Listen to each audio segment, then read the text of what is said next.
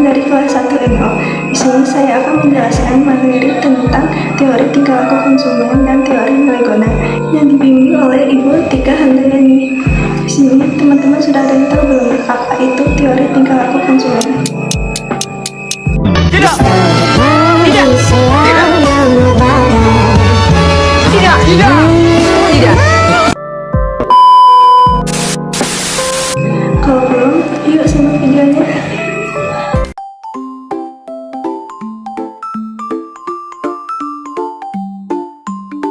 Teori tingkah laku konsumen menjelaskan bagaimana kita membuat keputusan saat ingin membeli barang atau jasa.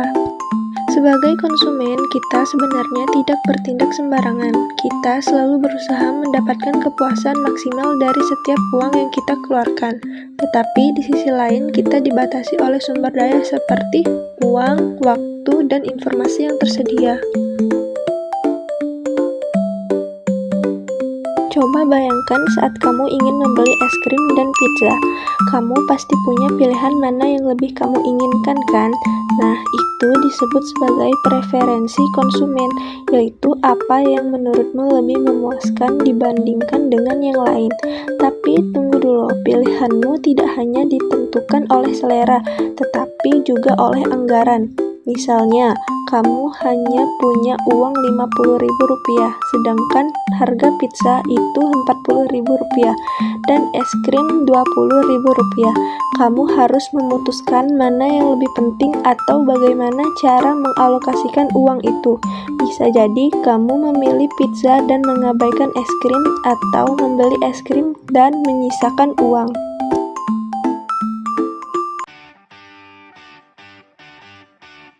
Hi there, Hello. How are you today?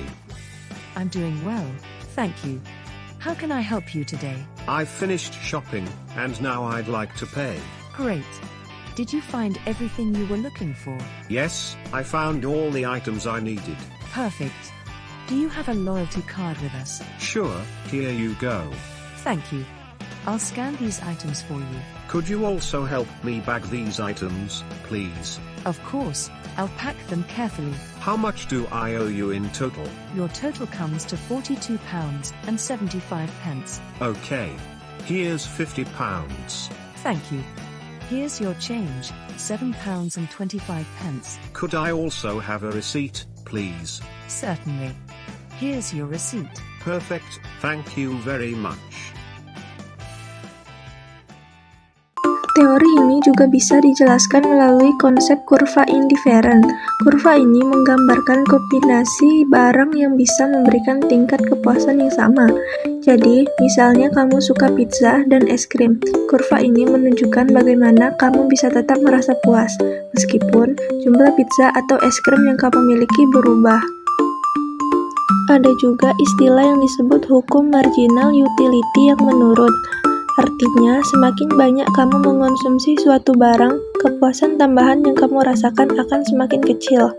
Contohnya, potongan pizza pertama terasa sangat nikmat, tapi saat kamu makan potongan ketiga atau keempat, mungkin rasa puasmu sudah mulai menurun karena kamu sudah kenyang. Sekarang kita masuk ke teori yang kedua, yaitu teori nilai guna. Teori nilai guna menjelaskan bagaimana kita mengevaluasi kepuasan dari barang atau jasa yang kita konsumsi. Dalam teori ini ada dua konsep utama, yaitu nilai guna total dan nilai guna marginal. Yang pertama adalah nilai guna total. Nilai guna total adalah jumlah kepuasan yang kamu rasakan dari mengonsumsi suatu barang.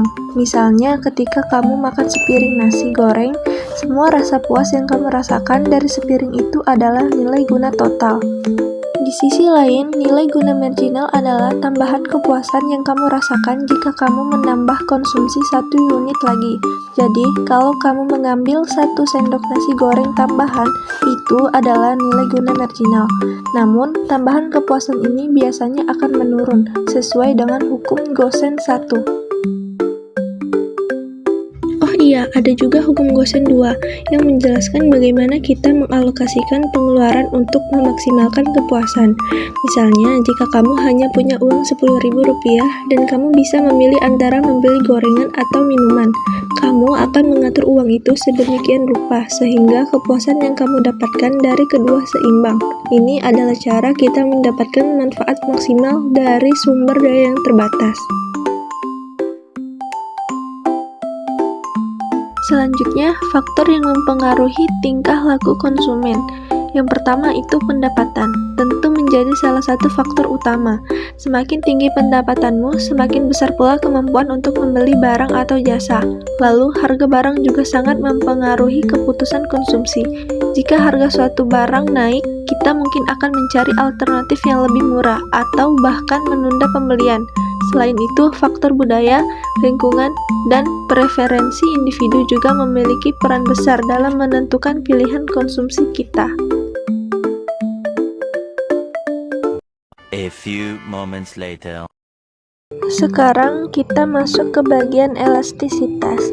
Elastisitas adalah cara untuk mengukur seberapa besar perubahan jumlah yang diminta atau ditawarkan akibat perubahan faktor tertentu, seperti harga atau pendapatan.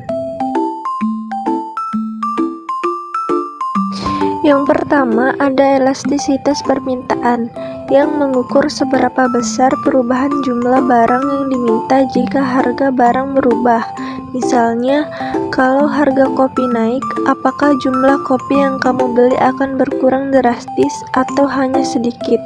Rumusnya adalah ED sama dengan berapa persen perubahan jumlah yang diminta per berapa persen perubahan harga.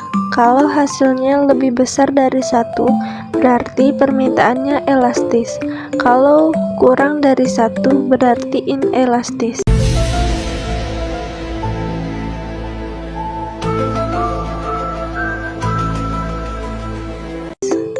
Yang kedua, ada elastisitas hilang, yang mengukur bagaimana perubahan harga suatu barang memengaruhi permintaan barang lain. Misalnya, kalau harga teh naik, apakah permintaan kopi sebagai barang pengganti akan ikut naik? Rumusnya adalah EC, berapa persen perubahan jumlah barang X yang diminta, per berapa persen perubahan harga barang Y.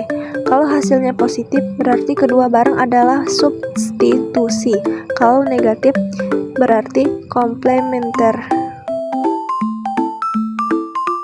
Yang ketiga, kita punya elastisitas pendapatan, yang mengukur bagaimana perubahan pendapatan memengaruhi jumlah barang yang diminta.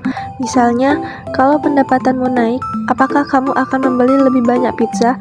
Rumusnya adalah EI sama dengan berapa persen perubahan jumlah yang diminta per berapa persen perubahan pendapatan. Kalau hasilnya positif, barang itu disebut barang normal.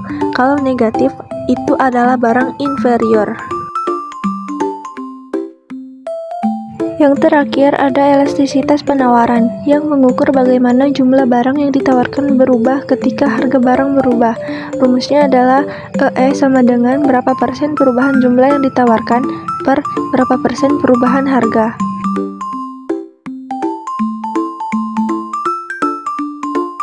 Semua konsep elastisitas ini membantu kita memahami bagaimana konsumen dan produsen beradaptasi terhadap perubahan di pasar.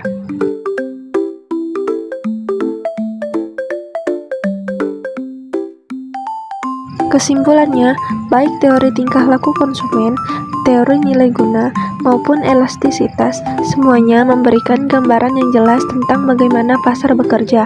Sebagai konsumen, kita bisa lebih bijak dalam mengelola keuangan. Sebagai produsen, kita bisa lebih memahami strategi yang sesuai untuk memenuhi kebutuhan pasar. Terima kasih sudah menonton video ini sampai akhir. Ingat ya, kita semua itu konsumen, tapi jangan sampai tingkah laku kita kayak diskon 90%. Buru-buru beli, ujung-ujungnya nggak guna.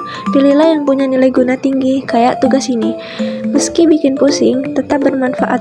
Dan soal elastisitas, pastikan elastis dompetmu masih aman. Jangan sampai kaku gara-gara jajan mulu.